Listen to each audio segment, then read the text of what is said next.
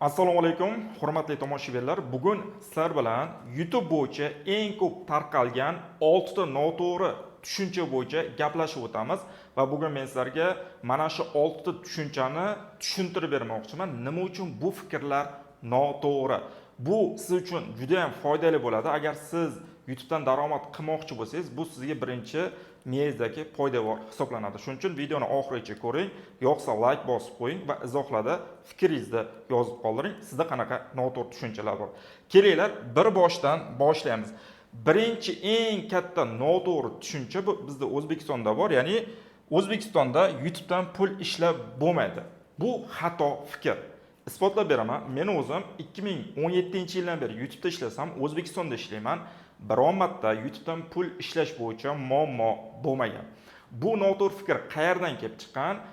Rossiya Ukraina urushi boshlangandan keyin O'zbekistonda o'sha pul berish darajasi tushib ketgan. Ya'ni biz oldin o'zbek YouTube'da ishlab yurgan paytimiz, masalan men o'zim 6 yil o'zbek YouTube'da ishlaganman va oyiga 2-3 ming dollarlab pul topganman.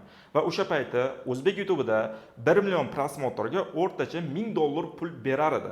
Lekin Rossiya Ukraina urushi boshlangandan keyin bu 10 baravarga tushib ketdi sanksiya qo'llanganligi uchun.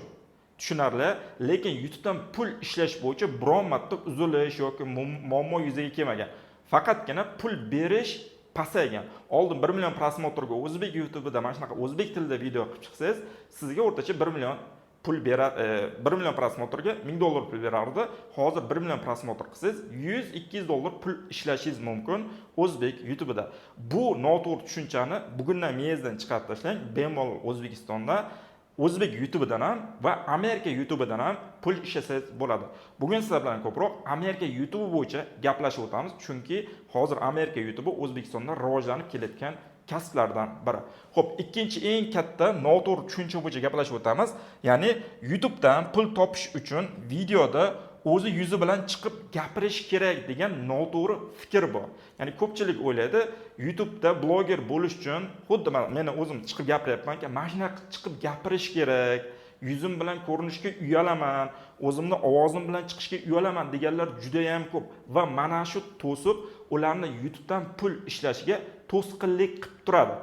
O'zbek YouTube bo'ladimi, Amerika YouTube bo'ladimi, siz pul topish uchun aynan o'zingizni yuzingiz bilan chiqib yoki o'zingizni ovozingiz bilan gapirib videolar qilish shart emas.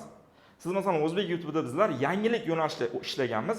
Biz umuman yuzimiz bilan chiqmasdan shunchaki yangiliklarni azuchka qilib, video qilib, rasm qo'yib, shu orqali pul ishlaganmiz. Men o'zim yuzim bilan chiqqanman.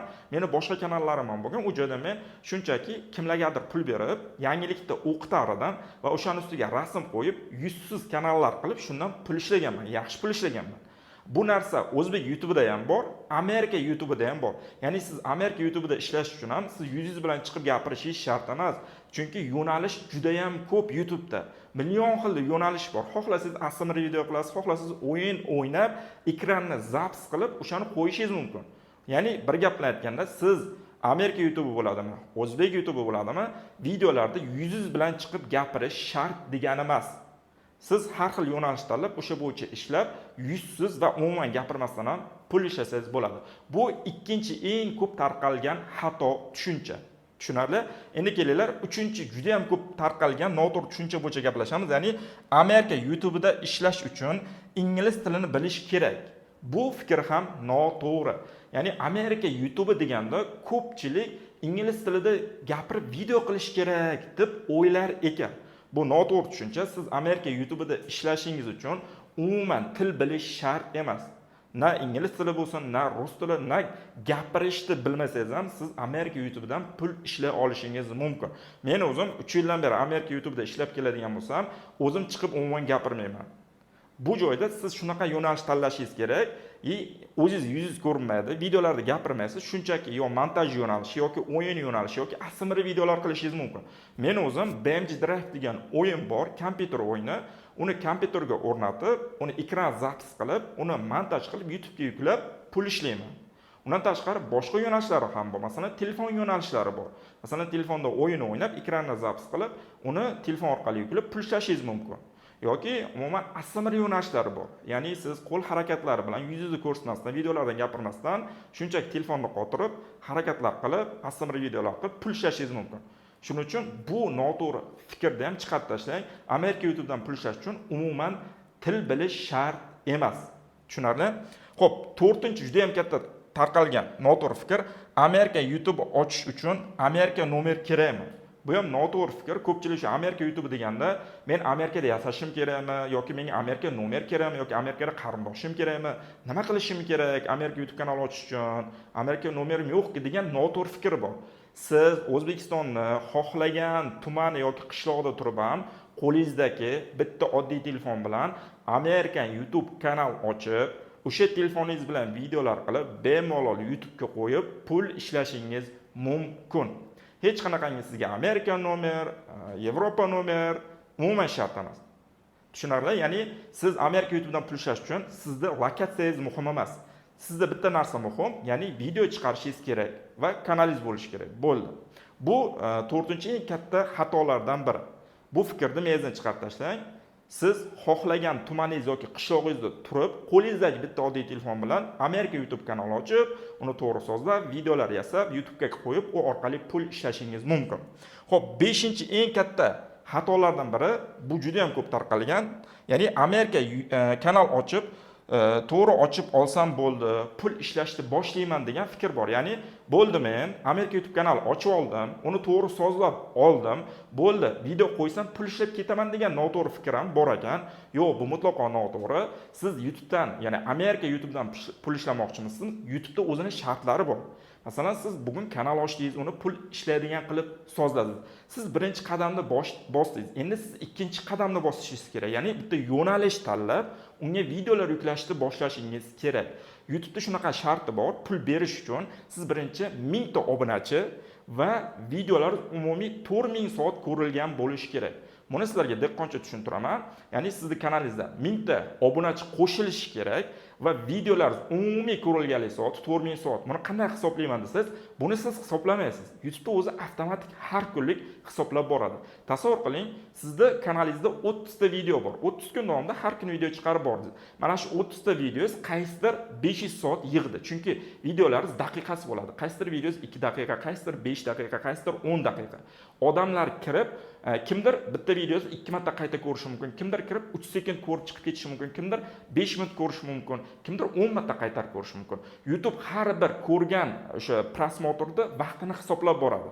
Masalan, men 10 minut ko'rdimmi, 10 minut yozadi.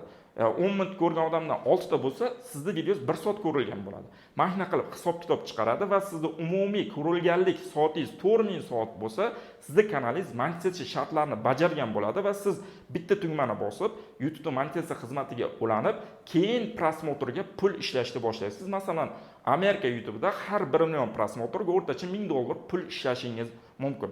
Tushunarli? Siz savol bo'lishi mumkin, Amerika YouTube'dan qachon pul ishlayman? Farqi yo'q. Siz YouTube shartini bajaring. Xohlang 1 kunda 1000 ta obunachi yig'ib 4000 soat yig'ing. Xohlang 1 oyda 1000 ta obunachi yig'ib 4000 soat yig'ing. Xohlang 6 oyda 1000 ta obunachi yig'ib 4000 soat yig'ing. Qachon mana shu shartni bajarsangiz, kun muhim emas. Shart bajarilishi muhim YouTube'dan pul ishlash uchun. Shuning uchun o'zingizga qanaqadir muddat qo'yib olmang. Kimdir ertachiroq, kimdir mehnatiga qarab kechroq monetizatsiyaga ulanib, keyin videolarga pul ishlashni boshlaydi. Tushunarli? Prosta kanal ochib oldim, uni to'g'ri sozlab oldim, bo'ldi. Pul tagida qolaman degan narsa yo'q. Hamma narsaning o'zining mehnati bor. Xo'p, kelaylik endi 5-chi eng katta muammo va juda ham ko'pchilikda shunaqa tushuncha bor ekan. Ya'ni qanaqa tayyor YouTube kanal sotib olsam bo'ldi, o'zi pul keltiradi degan fikr bor ekan. Ya'ni kimlardir erinib, men tayyor kanal sotib olsamchi, shunaqa kanallar sotilar ekan, ishlab ketsam bo'lmaydimi, kuta olmayman degan odamlar bor ekan. Bitta narsani eslatib o'tay, tekin pishloq faqat qopqonda bo'ladi. Ya'ni sizga hech kim hech qachon tayyor zo'r pul olib kelib turadigan kanalda sotmaydi. Kimdir kanal sotayotgan bo'lsa ham, u o'lik kanalni sotadi. Ya'ni uni suvini siqib ichi bo'lgan, prosmotr bo'lmaydi, video yuklaganingiz bilan yurmaydi. Siz uni $500 yoki $1000 ga sotib olasiz, bo'ldi, pulingiz muzladi. U kanalni olasiz, lekin video qo'yganingiz bilan u prosmotr bo'lmasa nima foydasi bor? Chunki bizda YouTube obunachilarga, kommentariyalarga, layklarga pul bermaydi. Bizga YouTube faqat prosmotrga pul beradi. Chunki biz video qo'ygan paytimiz videomizni o'rtasiga YouTube o'zi reklama joylashtiradi va reklamalarni odamlar ko'rish kerak bo'ladi. O'sha reklamani ko'rgandan keyin nima bo'ladi? YouTube pul berishni boshlaydi. Agar sizda prosmotr bo'lmasa, lekin 100 mingtalik kanal sotib olsangiz ham, u kanal pul beradi degani emas. Shuning uchun YouTube kanal sotib olish va obunachilar soniga umuman qiziqmaslik kerak. Kimlardir masalan 1 millionta obunachi bo'lishi mumkin, video qo'ysa 100 ta ham ko'rilmasligi mumkin. Bu kanal o'lik kanal bo'ladi. Siz 1 milliontalik kanal sotib oldim, bo'ldi, video qo'ysam 100 mingta, 1 millionta ko'radi deb hech ham o'ylamang. YouTube'da asosiy tomoshabinlar rekomendatsiyadan keladi. Ya'ni siz obuna bo'lmagan boshqa odamlarga YouTube tavsiya qiladi, shu orqali ular ko'rib sizga pul olib kelishi mumkin. Shuning uchun mana shu 5 ta emas, 6 ta noto'g'ri tushunchani siz miyangizdan chiqarib tashlashingiz kerak bo'ladi. Ya'ni mana shunaqa noto'g'ri tushunchalar bor ekan, siz YouTube'dan pul ishlay olmaysiz. Tasavvur qiling, siz YouTube'dan pul ishlamoqchimisiz, lekin ikkilanyapsiz. O'zbekistonda YouTube'dan pul ishlasa bo'ladimi, yo'qmi? Shunaqa fikr eshitdim desiz, bo'ldi, siz ishlamaysiz.